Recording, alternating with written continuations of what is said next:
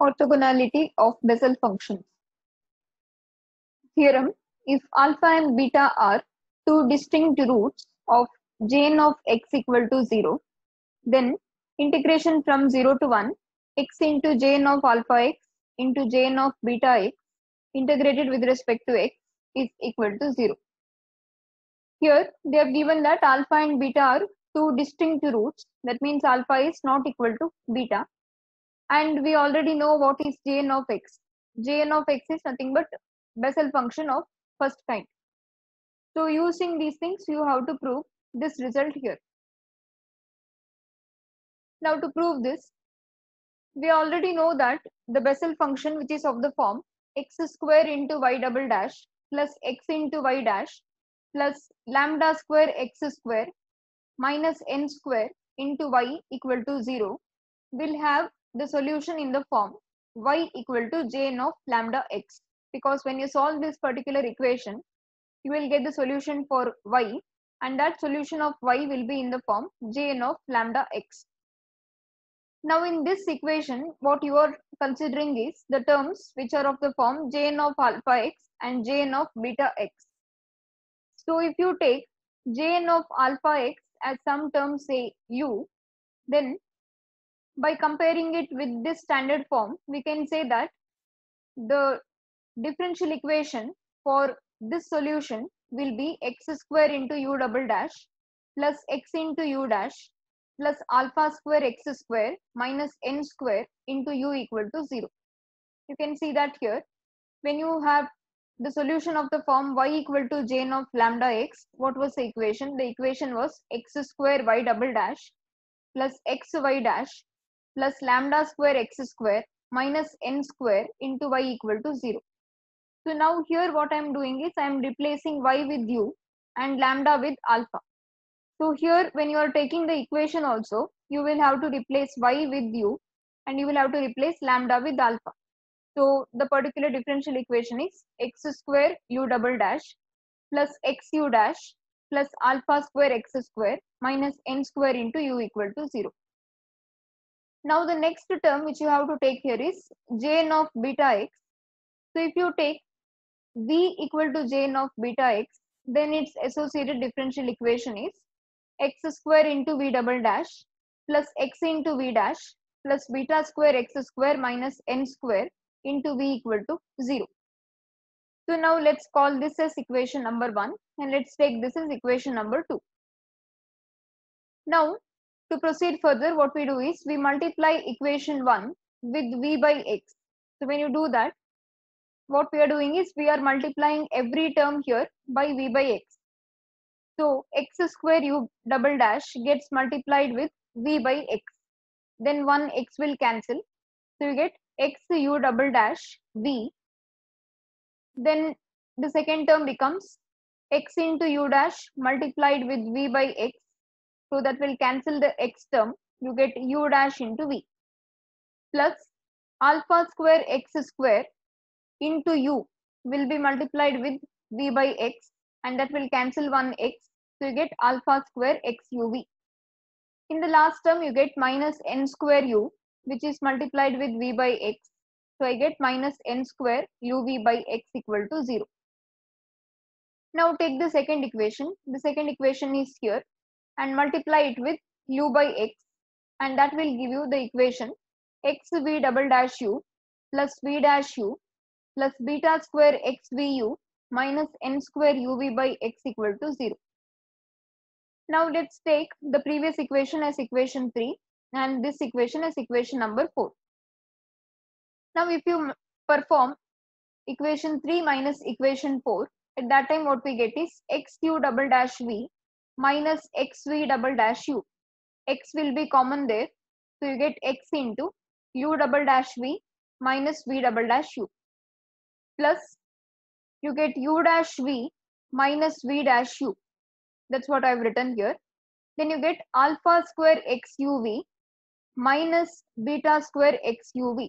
So in both these terms, x uv will be the common term and we are performing subtraction, so you get alpha square minus beta square.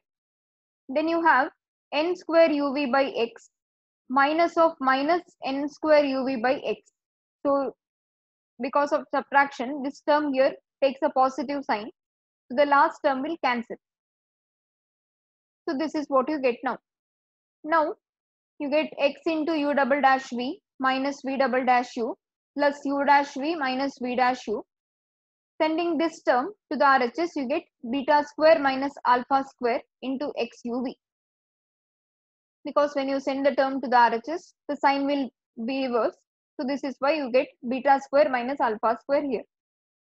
Now these two terms together can also be written in the form d by dx of x into u dash v minus v dash u.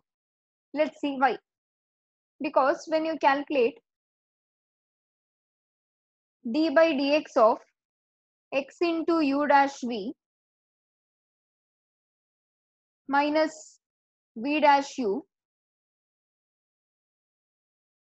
what we get is x will be the first function here because we will have to use product rule, and we have already seen that u and v are functions of variable x. So this is your first function, that is x, and these two terms together will be the second function. So what do we do in case of product rule? We write the first function x and we differentiate this second function. But when we are differentiating the second function, please note, we will have to solve this term again by using product rule and this term again by using product rule. So what will happen here is, first let's solve u dash v by using product rule. So let u dash be constant. Differentiation of v is v dash plus v into differentiation of u dash is u double dash. So I've just finished the differentiation of this term minus differentiate v dash u. So let v dash be constant. Differentiation of u is u dash plus u into differentiation of v dash will be v double dash. So that completes the differentiation of only the first term right now, that is x is constant and you have just differentiated the second term. Now keep the second term as constant. The second term is u dash v minus v dash u and differentiate x with respect to x. Differentiation of x with respect to x is 1. So if you solve it further, what I will be getting is x into u dash v dash will be cancelled with minus u dash v dash. So these two will cancel and here I get v u double dash, or I can write u double dash v, and here I will be getting minus u v double dash plus the last term is u dash v minus v dash u. You can see that you have the exact same result over here, x into u double dash v minus v double dash u plus u dash v minus v dash u. That is why you could replace these two terms by this derivative here. So this particular part you don't really have to write in the exam, this is just for your reference. Now to continue further, what we do is we perform integration on both sides of this expression with respect to x and we take the limits from 0 to 1. We do this in order to prove the theorem because in the statement they have given that limits will be from 0 to 1. So now when you integrate the LHS here with respect to x, integration and differentiation both are with respect to x. So that will give you just the function x into u dash v minus v dash u. But we have not substituted the limits here. So what we do is after integration and differentiation of this particular term, we write the function or we just write the term and we put the limits from 0 to 1. So only limit substitution is remaining now. And in case of RHS, beta and alpha, they both are constants. So we write beta square minus alpha square. X, u, v, they are all functions of variable x. So we can integrate all these three terms now. So integration of x u v with respect to x with the limits, that is limits are from 0 to 1. So next when you continue here, please note you have taken u as jn of alpha x and you have taken v as jn of beta x. So what will be u dash? U dash will be nothing but differentiation of Jn of alpha x. What will be differentiation of Jn of alpha x? That will be Jn dash of alpha x. Then you differentiate alpha x with respect to x, and that will give you alpha. So u dash is equal to alpha into Jn dash of alpha x. Similarly, v dash will be beta into Jn dash of beta x. So now you put the value of u, v, u dash and v dash in the previous expression. So when you do that, the equation becomes x into alpha into Jn dash of alpha x into Jn beta x minus beta into Jn dash of beta x into Jn of alpha x. Integration is from 0 to 1, and here I get beta square minus alpha square. Integration from 0 to 1, x into Jn of alpha x into Jn of beta x dx.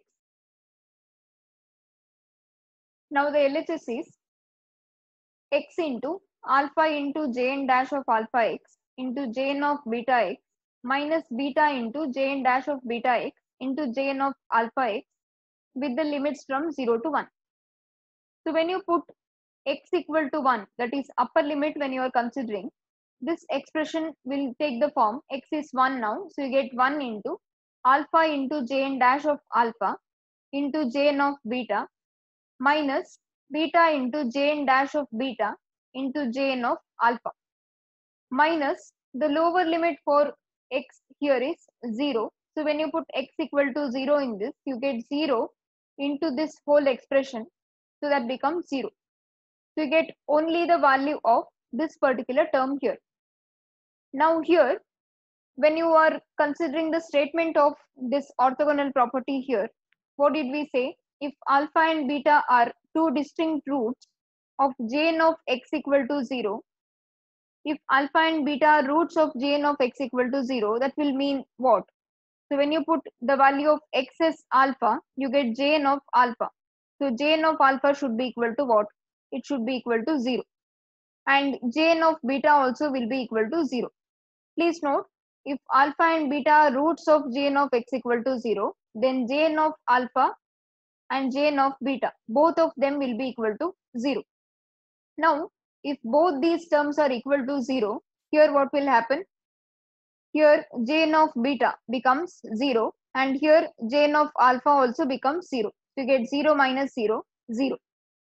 So now you can see that the LHS here is equal to 0.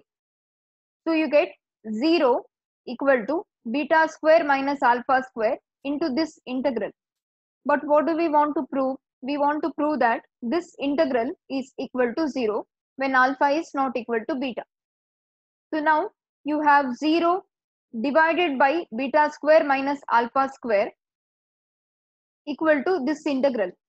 That will be 0 because you are taking the case here as alpha not equal to beta.